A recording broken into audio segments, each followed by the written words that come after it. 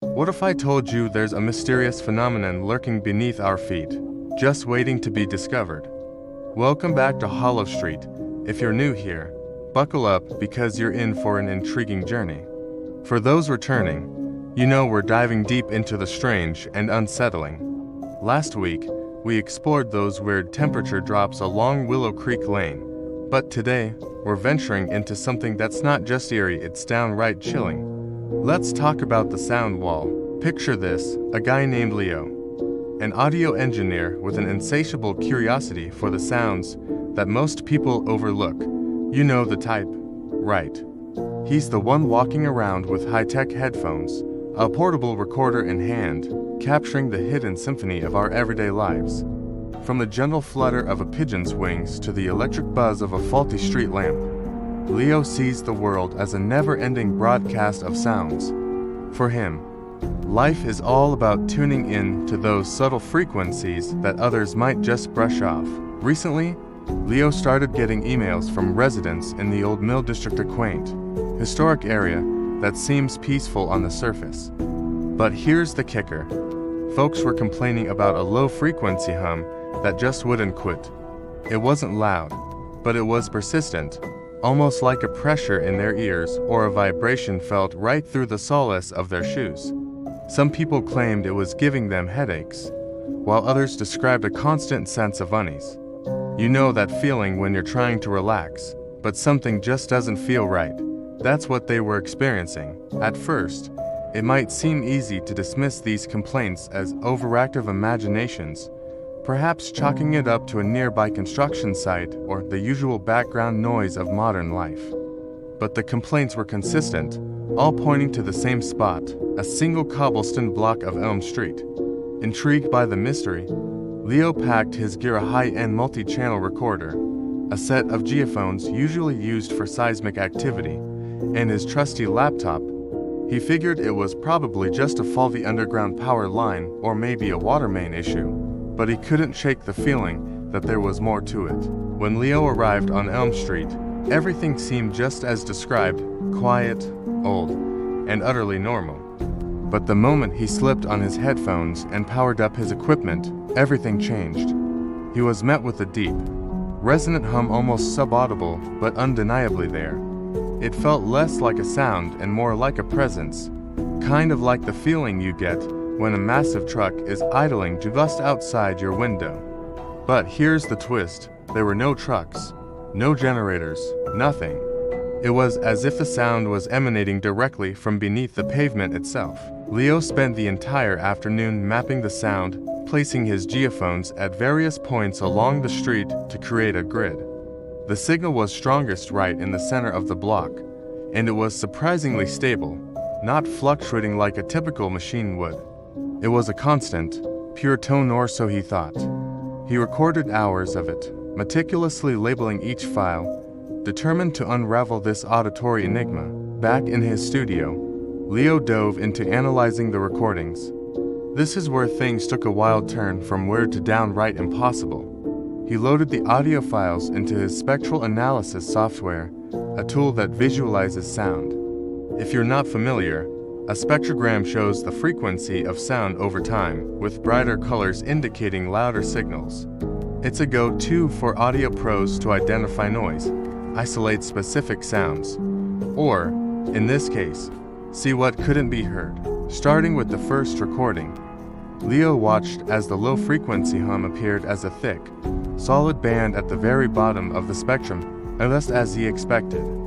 He filtered out the ambient city noise, the distant traffic, the chirping birds, the rustling leaves to get a clearer look at the hum itself. Zooming in, he expected to see a clean, unwavering line, but that's not what happened. Instead of a solid band of light, he noticed subtle variations, faint patterns within the hum. It was almost like a watermark, so delicate he nearly missed it. His heart raced a little faster. This wasn't random noise, it was structured. Applying more filters, he sharpened the image, trying to decode the patterns. They looked intentional. For hours, Leo worked feverishly, running the same process on all the recordings he'd gathered from different spots on the street. Each spectrogram revealed the same thing: complex, repeating patterns embedded within that low-frequency drum. A chill ran down his spine. It was like discovering a message written in invisible ink, and he had just found the special light to read it. As he examined the patterns, Leo realized they weren't just abstract shapes. They were forming letters. Blocky, pixelated shapes began to emerge. Adjusting the time and frequency scales, it suddenly clicked for him. He wasn't looking at random patterns anymore. He was witnessing words being spelled out. Quickly, he stitched together the data from his various recording points, like piecing together a puzzle. The geophones had captured different fragments of the signal, and when he aligned them correctly, the message began to take shape. It was slow, painstaking work, with the words being spelled out over an incredibly long, repeating cycle. After hours of cross-referencing data, fueled by coffee and a growing sense of dread, he finally had it. Displayed across his screen, rendered in eerie green and yellow hues, was a clear, unambiguous message spelled out in block letters formed by the subtle modulation of the subterranean hum we built beneath. What does that even mean? Who is we? What did they build? And why would they choose to announce it in such a cryptic, technologically advanced way? A sound wave, hidden in plain sight, carrying a message from an unknown source, right under a public street. It's mind-boggling, isn't it? Leo sat there, staring at his screen, the hum from his own computer speakers suddenly feeling menacing. The residents of Old Mill weren't just hearing a noise. They were living on top of a billboard, a declaration from something or someone operating in a world right beneath their feet. The implications are staggering. This wasn't a prank. The level of technical sophistication required to encode a visual message into a stable, low-frequency sound wave and broadcast it through solid ground is immense. We're talking about something beyond any known public technology. Is it a secret government project? A private corporation testing a new form of communication? Or is it something older? Something that has been buried for centuries? The phrase we built beneath suggests a hidden civilization, a secret society, or a forgotten history that's been buried and is now, for some reason, making its presence known. Hollow Street has always been a place of secrets, but this redefines the very ground we walk on. It hints that the map of our town, the map of our world, might be missing an entire layer, a layer that exists just out of sight and just at the edge of our hearing. What's down there? And at the centuries of silence, why are they choosing to speak now? This isn't just an audio anomaly anymore. It feels like a first contact, not from the stars, but from the depths. And we have to wonder, if this is their message, what is their intention? Is it a warning, a claim, an invitation? Leo is terrified, and honestly, so am I. He shared his data with a few trusted colleagues, all of whom confirmed his findings. But they're at a loss. Who do you report this to? The police, the city council. How do you explain that the street itself is whispering secrets? This is just the beginning. The sound wall of Elm Street has been breached, and we've heard the first words from the world below. The question now is, what will they say next? And are we prepared to listen?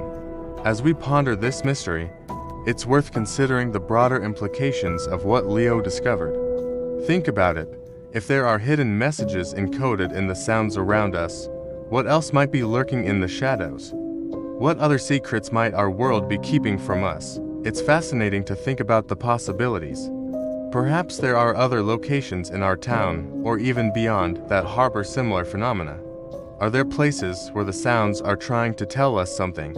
It makes you wonder if we've been living alongside hidden histories and untold stories all along, just waiting for someone like Leo to tune in. And let's not forget about the technology behind this discovery. The ability to encode messages into sound waves and transmit them through solid ground is no small feat. It raises questions about who has this kind of technology and what they might be doing with it. Is it a tool for communication? Or could it be something more sinister? The phrase we built beneath is a chilling reminder that there's so much we don't know about the world around us.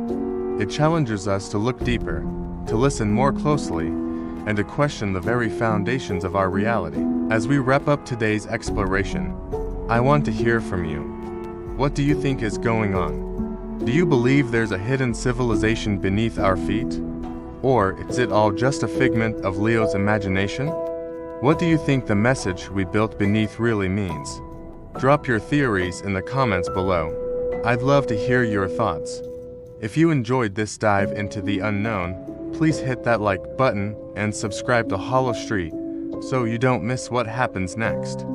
This story is far from over, and you can bet we'll be following it every step of the way. Thanks for watching, and